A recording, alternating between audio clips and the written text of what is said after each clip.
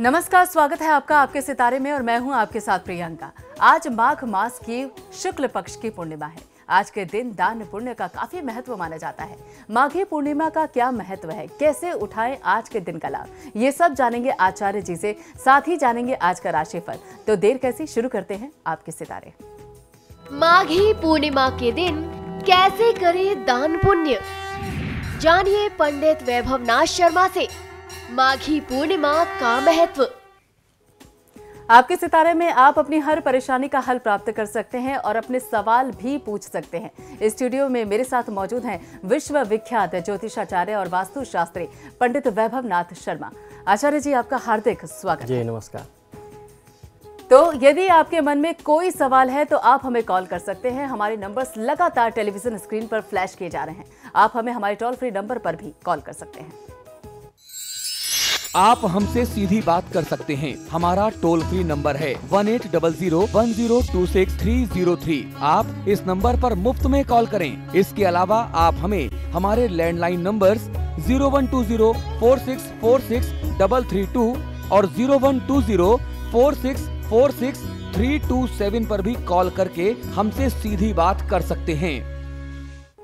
और चलिए सबसे पहले आचार्य जी से जान लेते हैं आज का पंचांग। जी बिल्कुल, आज का पंचांग इस प्रकार है। विक्रम संवत 2071 महीना चल रहा है माघ का और माघ मास के शुक्ल पक्ष की आज पूर्णिमा है। मंगलवार का दिन है। नक्षत्र है पुष्य, योग है आयुष्मान और करण है विष्टि। और आज की जो पूर्णिमा, आज जो व्रत और त्योहार मनाया जा रहा है, इसे माघी पूर्णिमा के नाम से जानते हैं। इस तिथि का बड़ा ही महात्म है। तो किस प्रकार आज की तिथि का आप लाभ उठा सकते हैं, ये सारी जानकारी मैं आपको दूंगा आज के महा उपाय में। और चलिए अब जान लेते हैं 12 राशियों का हाल। आज का दिन उनका कैसा रहने वाला है, आप आज किस तरह से कुछ खास कर सकते हैं, ये सब जानेंगे। सबसे पहले बात करते हैं मेष राशि की।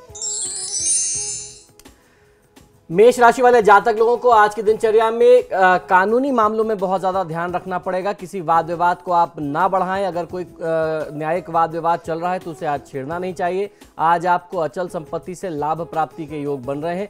आज की दिनचर्या में आपको महादेव शिव की पूजा आराधना करने के साथ साथ किसी गरीब व्यक्ति को काले वस्त्रों का दान करना बहुत अच्छा लाभ दे सकता है। क्रोध करने से आज आपको बचना चाहिए। और चलिए अब जान लेते हैं वृषभ राशि वाले आज के दिन को अच्छा बनाने के लिए क्या करें। वृषभ राशि वाले जातक लोगों के लिए आज की दिनचर्या में कार्यस्थल पर लाभ और सहयोग आपको मिलने वाला है। आपको अपने सहकर्मियों के साथ अच्छा सहयोग मिलेगा। कारोबार में वृद्धि के संकेत आपके लिए बनते हैं। आज की दिनचर्या को शुभ बनाने के लिए देवी दुर्गा की पूजा आराधना आपको अपने स्वयं करनी चाहिए। और आने वाले समय को शुभ बनाने के लिए आपके लिए सबसे अच्छा उपाय यह है कि रात्रि काल में स्वयं अपने हाथों से बड़े बुजुर्गों को आप दूध पीने के लिए दें और उनकी सेवा करें, तो आपको बहुत अच्छा लाभ मिल सकता है आने वाले समय में। और दूसरों के वाद विवाद में, दूसरे लोगों के मामलों में हस्तक्षेप करने से बचना चाहिए। और चलिए अब जान लेते हैं मिथुन राशि वाले आज क्या उपाय कर सकते हैं। मिथुन राशि वाले जातक लोगों के लिए आज प्रतियोगी परीक्षा के विद्यार्थियों को मानसिक तनाव का सामना करना पड़ सकता है। तो तनाव से बचने की आवश्यकता है और तनाव से बचने के लिए सबसे बेहतरीन उपाय है कि आप ओम नमः शिवाय का जाप करें या फिर शिव चालीसा का पाठ करके भगवान शिव का अगर आप अभिषेक कर लेते हैं सूक्ष्म रूप में भी, तो आप आज की तिथि का लाभ उठा सकते हैं। आज की तिथि को शुभ बनाने के लिए विरोधियों के साथ बहस करने से, वाद विवाद करने से बचना चाहिए। और चलिए अब जानते हैं कर्क राशि वाले आज के दिन को शुभ बनाने के लिए क्या करें और क्या ना करें। कर्क राशि वाले जातक लोगों के लिए आज की दिनचर्या में आर्थिक, सामाजिक और पारिवारिक क्षेत्र के लिए आपको बहुत अच्छा लाभ मिल सकता है। आज कुल मिलाकर के दिन आपके पक्ष में कहा जा सकता है। आज के दिन को और मजबूत बनाने के लिए श्री शनि भार्या स्तोत्र का पाठ करें तो आप बहुत अच्छा फायदा उठा सकते हैं। जल्दीबाजी में कोई निर्णय नहीं करना चाहिए। जल्दीबाजी में कोई बड़ा काम मत करिए। और चलिए जान लेते हैं सिंह राशि वाले आज के दिन को अच्छा बनाने के लिए क्या उपाय करें। सिंह राशि वाले जातक लोगों के लिए पारिवारिक जीवन में सुख शांति का वातावरण स्थापित रहने वाला है। आप प्रणय संबंध के सुखद क्षण का आनंद आज ले सकते हैं। आज के दिन को शुभ बनाने के लिए विष्णु सहस्त्रनाम का पाठ करना आपके लिए विशेष लाभकारी होगा। संतान पर क्रोध करने से आज की तिथि में आपको बचना चाहिए। और चलिए जान लेते हैं कन्या राशि वाले आज क्या करें और क्या ना करें। कन्या राशि वाले जातक लोगों के लिए आज की दिनचर्या में मित्रों से लाभ मिलने की स्थिति दिखाई देती है। साथ ही साथ यात्रा प्रवास की संभावना भी आपके लिए है। थोड़ा सा कष्ट उठाना आज की दिनचर्या में आपको पड़ सकता है। आज के दिन को शुभ बनाने के लिए श्री पुरुष सूक्त का पाठ करेंगे तो आपको बहुत अच्छा फायदा मिलेगा। आज आपको ध्यान ये रखना चाहिए कि अपने घर में अपने आसपास धातु का कोई जंग लगा हुआ सामान, कोई औजार, कोई हथियार ना रखें, ना उसको प्रयोग करें, क्योंकि उससे आपके लिए दुर्घटना या क्षति की स्थिति दिखाई देती है। और अब हमारे कॉलर्स भी हमारे साथ जुड़ना शुरू हो चुके हैं और सबसे पहले कॉलर हल्द्वानी से शिवम हमारे साथ जुड़ चुके हैं। शिवम, पूछिए क्या पूछना चाहते हैं आप पंडित जी से। हेलो जी शिवम, पूछिए क्या पूछना चाहते हैं पंडित जी से। हाँ पंडित जी नमस्कार। जी नमस्कार, बताइए। हाँ पंडित जी, मेरा नाम शिवम ठाकुर है और मेरा जो बर्थडे है वो 20 जुलाई 1992 है और मैं बदायूं की पैदाइश है मेरी। जी हाँ पंडित जी, मैं ये पूछना चाहता हूँ कि अभी एक्चुअली मैं उसमें सीरियल और मूवी में काम करता हूँ। 3-4 मूवी और 2-3 सीरियल में काम कर चुका हूँ मैं। तो एक्चुअली अभी तो मैंने अभी कुछ दिनों का बात करी थी, तो अभी थोड़ा मतलब रेस्ट के लिए बताया गया है। तो आप मेरे को ये बताइएगा कि ये काम आगे चलेगा नहीं चलेगा मेरा। जी बिल्कुल, आप अपना जन्म का समय बताएं। पंडित जी, समय का तो कुछ कंफर्म पता है नहीं। देखिए, जन्म का समय कंफर्म ना होने पे फलादेश भी बहुत ज़्यादा कंफर्म नहीं होता। 75% तक प्रश्न लग्न को सटीक मानते हैं। तो आपने प्रश्न किया कि फिल्मों और टीवी सीरियल्स में आप काम करते हैं, आप मीडिया क्षेत्र में हैं, आप अपना भविष्य जानना चाहते हैं कि आपको आगे इस क्षेत्र में लाभ मिलेगा कि नहीं। तो प्रश्न लग्न के अनुसार शनि की महादशा में सूर्य की अंतर्दशा आ रही है और शनि जो है वह आपकी कुंडली में दशम भाव में बैठा हुआ, जिसे कर्म स्थान कहते हैं। किसी भी जातक के लिए, खासतौर पर जो मीडिया से जुड़ा हो, उसकी कुंडली में शुक्र का मजबूत होना बहुत आवश्यक होता है। तो मैं ये ज़रूर कह सकता हूँ कि आपकी कुंडली में ये सिलसिला कुछ समय का ज़रूर हो सकता है, लेकिन अगर आप इसको अपना करियर मान करके चलें तो भविष्य में आपको निराशा मिल सकती है। बहुत लॉन्ग टर्म आपका ये करियर नहीं रहने वाला है। हो सकता है अभी आपको एक साइड हीरो की तरह या सपोर्टिंग स्टाफ की तरह काम लिया जा रहा हो, लेकिन मेन लीड बनने की स्थिति आपके इस प्रश्न लग्न से नहीं दिखाई देती है। तो आप अपने करियर पर, अपनी पढ़ाई पर ध्यान दें, वो आपके लिए ज़्यादा होगा। जो छोटे मोटे प्रोजेक्ट्स मिलते हैं उनको करते रहने में कोई बुराई नहीं। और साथ ही यहाँ पर मोहिनी भी हमारे साथ गोंडा से जुड़ चुके हैं। मोहिनी, पूछिए क्या पूछना चाहती हैं आप पंडित जी से। मेरा डेट ऑफ बर्थ है 14 जून। जी मेरा डेट ऑफ बर्थ है 14 जून 1995 और सुबह के 11:15 बजे। जी और जन्म है, क्या नाम है, गोंडा का। जी मुझे पूछना है कि मेरा करियर कैसे रहेगा और जॉब किस में रहेगी, और अभी बहुत प्रॉब्लम्स चल रही हैं, मेरी पढ़ाई नहीं पूरी हो पाई है। जी बिल्कुल, देखिए आपकी जन्म पत्रिका के अनुसार सूर्य की महादशा में राहु की अंतर्दशा है। जहाँ तक आपने पूछा कि आपका करियर कैसा रहेगा, तो करियर बहुत अच्छा बनने की, अच्छा होने की स्थिति दिखाई देती है। आपका करियर जो है वो कहा जा सकता है कि मीडिया में, टीवीज़ में, और उसके साथ साथ अगर आप कॉमर्स की फील्ड से पढ़ाई करते हैं या कंप्यूटर इंजीनियरिंग से, सॉफ्टवेयर डेवलपमेंट इत्यादि से जुड़ा हुआ कोई भी काम या पढ़ाई करते हैं, फैशन डिज़ाइनिंग से जुड़ा हुआ कोई भी आप अगर ज्ञान अर्जित करते हैं, तो उसमें आप अपना करियर बहुत अच्छा बना सकते हैं। आपकी कुंडली में ऐसे योग है। और यहाँ पर अनिता भी हमारे साथ झुंझुनू से जुड़ चुकी है। अनिता, रखिए अपनी बात। जी नमस्कार गुरुजी। जी नमस्कार, बताइए। मैं मेरे हस्बैंड के बारे में पूछना चाहती हूँ। उनकी डेट ऑफ बर्थ है 10 फरवरी 79। जी और जन्म टाइम है रात को 11 से 12 के बीच में, कंफर्म नहीं है। जी तो उनकी जॉब के बारे में पूछना चाहती हूँ कि मतलब आजकल कुछ सही नहीं चल रहा है, अच्छी जॉब कब चेंज हो जाएगी। जी बिल्कुल, इनका जन्म स्थान बता दें। झुंझुनू, राजस्थान। देखिए, इनकी जन्म पत्रिका के अनुसार इनके लिए प्रमोशन और ट्रांसफर की स्थिति तो बनती जरूर है, लेकिन उसमें कहीं ना कहीं थोड़ा सा बाधा आ रही है। तो आपको जो उपाय बताता हूं, आप वो उपाय कर लें तो आशा करता हूं कि परिस्थितियां पहले से बहुत बेहतर हो जाएंगी। आपको और आपके पतिदेव को दोनों को सम्मिलित रूप में भगवान शिव और मां पार्वती की पूजा आराधना करना बहुत अच्छा लाभ दे सकता है। अगर आप ऐसा नियमित करते हैं तो समझ लीजिए कि कार्यक्षेत्र से जुड़ी जो भी बाधाएं आपको जीवन में आ रही हैं वो पतिदेव के सामने से बाधाएं दूर हो जाएंगी और बहुत अच्छा नौकरी में, कार्यक्षेत्र में विस्तार मिल सकता है। तो भगवान शिव और माता पार्वती की पूजा आराधना करने के लिए सबसे आसान माध्यम है रुद्राभिषेक करना। और रुद्राभिषेक के लिए आवश्यकता नहीं है कि बहुत वृहद स्वरूप में आप रुद्राभिषेक करें तभी भगवान उसको स्वीकार करेंगे। आप अपने घर में या आसपास किसी भी मंदिर में रोज सुबह जाकर के थोड़ा सा कच्चा दूध और जल अगर भगवान शिव के ऊपर और पार्वती जी के ऊपर, शिव परिवार के ऊपर समर्पित करते हैं, ओम नमः शिवाय या महामृत्युंजय मंत्र का जाप करते हैं तो बहुत अच्छा लाभ आपको कुछ समय में मिलने लगेगा। और साथ ही यहाँ पर हम अपने दर्शकों से अपील करते हैं कि जब वो यहाँ आपके सितारे में फ़ोन करें तो अपने टीवी का वॉल्यूम जरा कम रखें। और उसके साथ ही हम आपको बता दें कि नागौर से हमारे साथ जो अगले दर्शक जुड़े हैं वो है राहुल। राहुल, पूछिए क्या पूछना चाहते हैं आप पंडित जी से। जी, मेरा जन्म डेट ऑफ बर्थ है 6 जून 1992 जी। समय 5:17 AM सुबह के, और प्लेस ऑफ बर्थ है नागौर। जी सर, मेरा सवाल ये है कि मैं सर गवर्नमेंट बैंक एग्जाम्स के लिए प्रिपेयर कर रहा हूँ और 5-6 बार मैंने रिटर्न भी निकाल लिया है, लेकिन सर मैं इंटरव्यू में बार बार अटक रहा हूँ। जी बिल्कुल। देखिए, आपके जन्म पत्रिका के अनुसार ये समय शुक्र की महादशा में बृहस्पति की अंतर्दशा का समय है। इस समय में परिस्थितियां तो बहुत अच्छी हैं, ग्रहों के योग भी बहुत अच्छे बन रहे हैं। जिन भावों के स्वामी हैं बृहस्पति और शुक्र, वो आपको लाभ दे सकता है। लेकिन कहीं ना कहीं बृहस्पति और शुक्र की जो अपनी डिग्री है वो कहीं ना कहीं से कमजोर पड़ जा रही है, जिसकी वजह से अच्छा योग बनते हुए भी, अच्छी दशा होते हुए भी आपको लाभ नहीं मिल रहा। जिसकी महादशा है शुक्र, वह लग्नेश है और अस्त है। तो ऐसे में आपको भगवान विष्णु और माँ लक्ष्मी की पूजा आराधना करना बहुत अच्छा फायदा दे सकता है। इससे आपके कार्यक्षेत्र में विस्तार होगा। आप नियमित तौर पर भगवान विष्णु और माँ लक्ष्मी की पूजा के लिए विष्णु चालीसा और लक्ष्मी चालीसा का पाठ करें। साथ ही साथ ओम शुम शुक्राय नमः मंत्र का 108 बार जाप स्फटिक की माला पर या रुद्राक्ष की माला पर, सफेद चंदन की माला पर करना आपको बहुत अच्छा फायदा दे सकता है। और फिलहाल यार रुकेंगे छोटे से ब्रेक के लिए, और ब्रेक के बाद हम आपको बताएंगे बाकी की राशियों का फल और साथ ही आपको बताएंगे आज का महा उपाय, जिसमें जानेंगे माघी पूर्णिमा पर दान पुण्य का महत्व क्या है। बने रहिए हमारे साथ।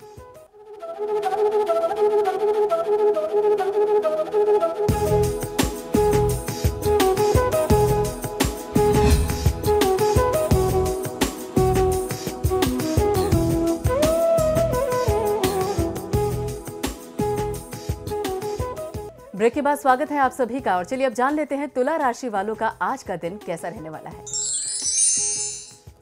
तुला राशि वाले जातक लोगों के लिए आज की दिनचर्या में प्रयास करने से आपके आय के स्रोत बढ़ सकते हैं और उसके बाद आपको आज काफ़ी अच्छी सफलता भी मिलेगी। ऐसे आपके लिए ग्रहों और नक्षत्रों के लक्षण कहते हैं।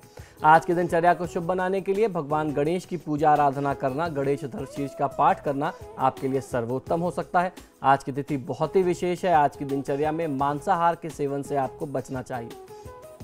और चलिए अब जान लेते हैं वृश्चिक राशि वाले जातक आज के दिन को अच्छा व्यतीत करने के लिए क्या करें और क्या ना करें।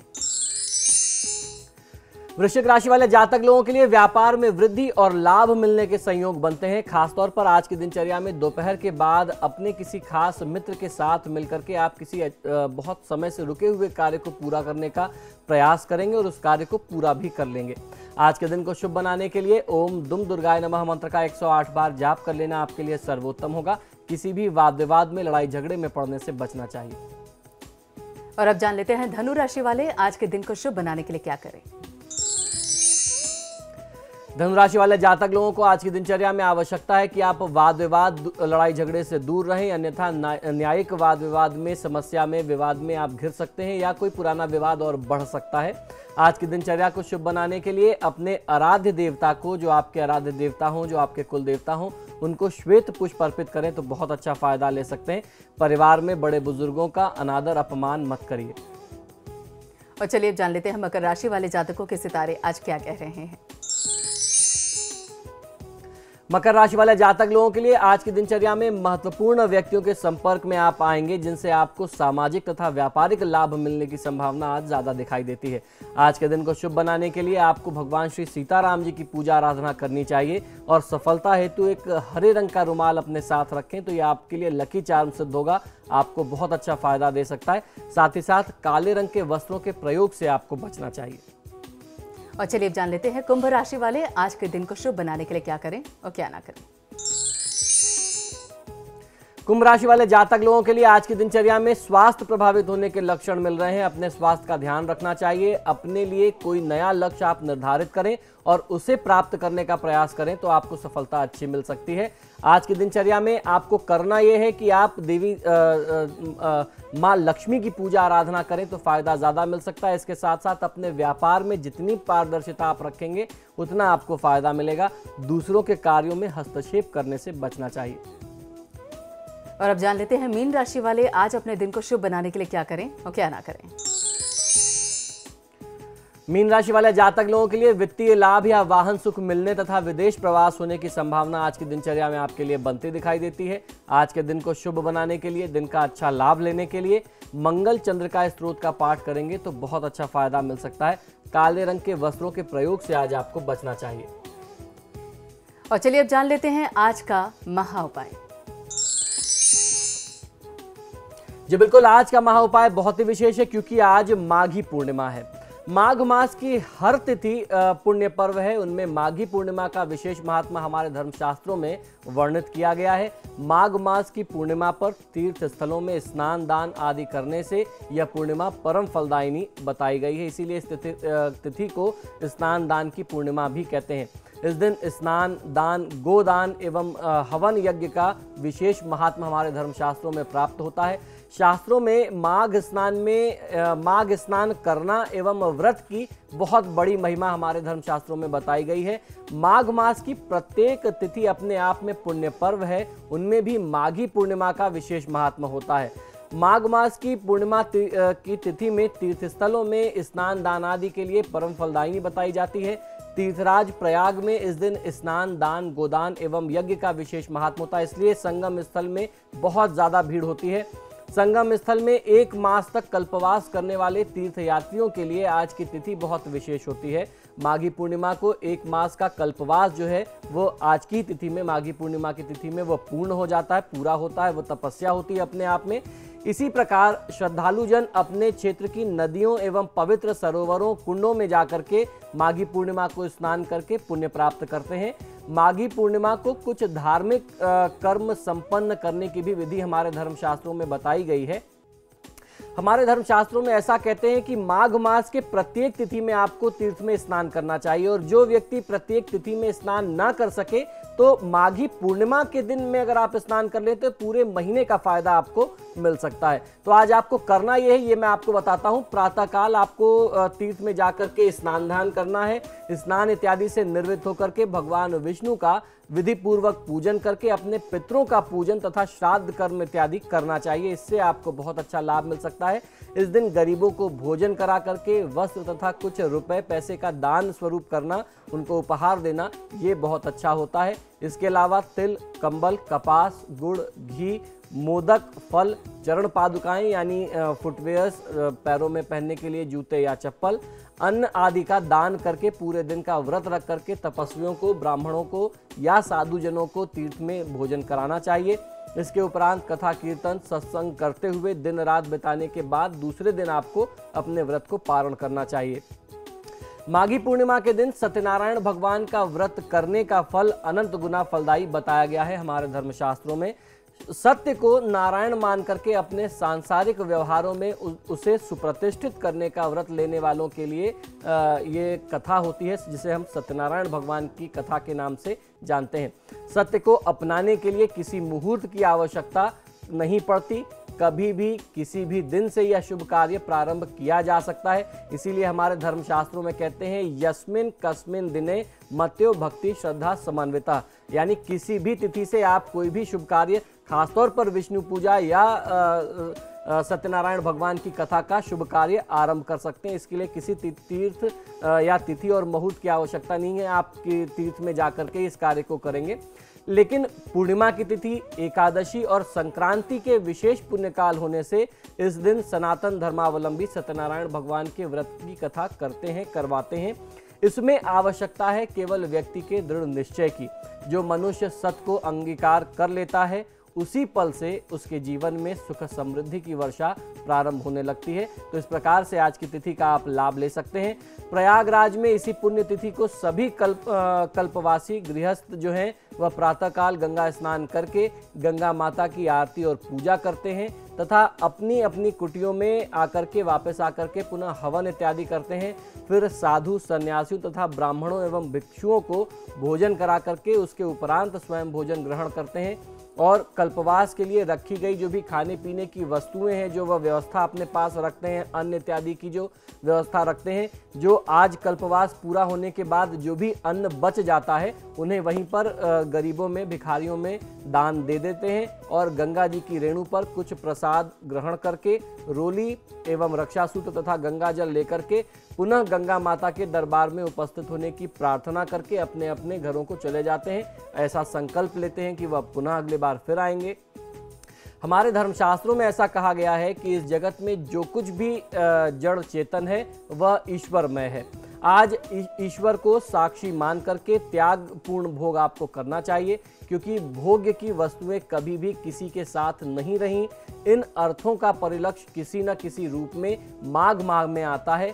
इसीलिए समस्त सुख उपभोग त्याग करके कल्पवास किया जाता है। लोग अपने जीवन के, अपने घर के सभी ऐशो आराम छोड़ करके जाकर के गंगा की रेती पर वहां रहते हैं, कुटियों में रहते हैं। माघ मास में सभी मनोरथ पूर्ण होते हैं, लेकिन इसे समझने की आवश्यकता है। धर्म, मृत्यु, जन्म, मरण यानी मोक्ष, आखिर ये सब क्या है? सृष्टि की रचना कैसे हुई? कैसे जीवों को स्वर्ग की प्राप्ति हुई? इन प्रश्नों का उत्तर माघ मास के महात्म को यदि आप सुने तो उससे प्राप्त हो जाता है, क्योंकि समूचा माघ मास जो है वह प्रकृति का पर्व है, प्रकृति के आनंद का, उल्लास का पर्व है। माघ मास की पूर्णिमा को 32वीं पूर्णिमा भी कहते हैं। प्रातःकाल पूर्णिमा के दिन काले तिल को जल में डाल करके स्नान किया जाता है। जो लोग तीर्थ में ना जा सकें और अपने घरों में स्नान करें उन्हें इस प्रकार से स्नान करना चाहिए तथा प्रातःकाल ही भगवान श्री विष्णु की आराधना कर लेनी चाहिए। पुत्र और सौभाग्य की प्राप्ति करने के लिए मध्याह्न और प्रदोष काल में शिवोपासना करनी चाहिए, यानी महादेव की पूजा आराधना भी आज की तिथि में उतनी ही महत्वपूर्ण है जिस प्रकार भगवान विष्णु की पूजा आराधना है।